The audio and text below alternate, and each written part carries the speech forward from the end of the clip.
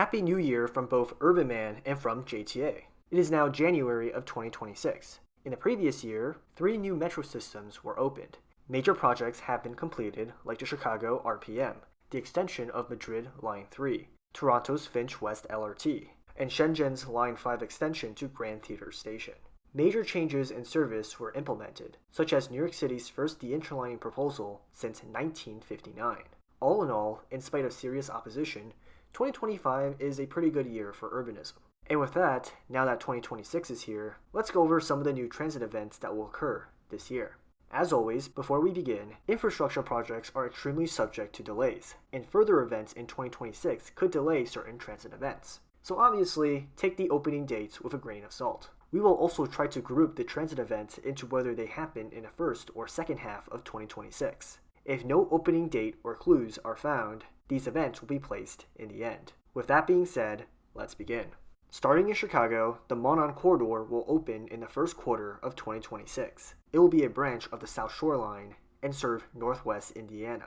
Construction of the branch first began in 2020 and will feature 3 new stations at South Hammond, Munster Ridge Road, and Munster Dyer Main Street. In Los Angeles, Phase 1 of the long-delayed D-Line extension will open. Plans for this subway date back to the 1980s, though construction began in 2014, with this section originally scheduled for completion in 2023, though delays, most recently from testing, pushed it back to this year. So we will see whether this extension will open, and if it does, this will be the first proper subway LA has built in over 20 years.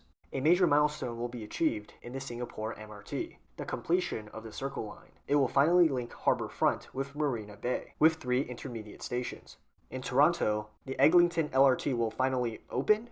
According to a lot of reporting, it seems like the case that the LRT would open as early as next month. But given the long delays that the line has faced, your guess is as good as ours. But nonetheless, when this line finally opens, it would provide another east-west line in Toronto, which is sorely needed, given how crowded Line 2 can get.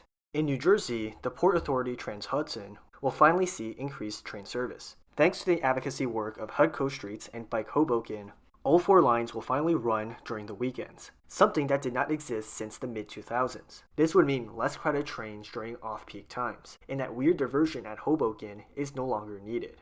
Once again, congratulations to HUD Streets and Bike Hoboken for this win. Also in New Jersey, a new bus rapid transit system will open between Secaucus Junction and the MetLife Stadium. This will be intended to serve the World Cup, which is being held in the US. While this is alright, more needs to be done. We hope that New Jersey Transit leverages what they have, which is the Meadowlands rail line.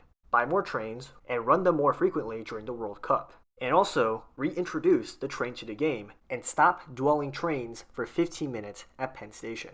The Trans-Kalahari Railway's feasibility study should be completed during this time. In an earlier JTA video, I said that the groundbreaking would begin in 2025, but apparently not, as I misinterpreted, and it was only the feasibility study that began. But that study should be done by 2026, and would look into the feasibility of freight rail connecting Namibia and Botswana. In Sao Paulo, the long-anticipated Line 17 will open. A monorail, it was proposed to open alongside the 2014 World Cup, linking the airport with the rest of the city. But delays kept pushing the opening date back until June of 2026.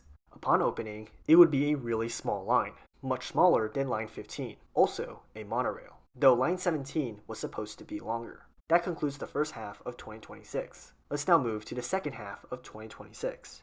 In Auckland, a new through-running tunnel will open. It would connect the Western Line with the Southern and Onehunga lines, and would provide much-needed capacity in the city center by removing some stub-ended service that is a remnant of the 20th century. In both Singapore and Malaysia, a brand new rail line will open in the second half of 2026. Called the Johor Bahru Singapore RTS link, it will connect the Bukit Chagres station in Johor Bahru to the Woodlands North station in Singapore, and aims to give people another option other than crossing overcrowded bridges connecting the 2 countries.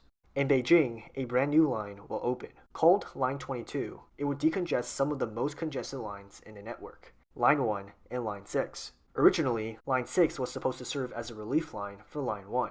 Yet Line 6 got congested, indicating that there needed to be more transit. Hence, a longer Line 22 was proposed, which would provide much-needed capacity in the east. Another Line 22 will also open, but in Shanghai. Originally called the Chongming Line, it aims to connect the Shanghai Metro with the outlying islands of Shanghai. and the Chongming Line was originally part of an extension of nearby Line 9. But given Line 9 was already very long, it was decided that another line would be better. Finally, in Guangzhou, both Lines 12 and 13 should be fully completed by the end of 2026. Line 12 cuts across Guangzhou diagonally and is fully automated. Line 13 would parallel Line 5, which is notorious for being overcrowded.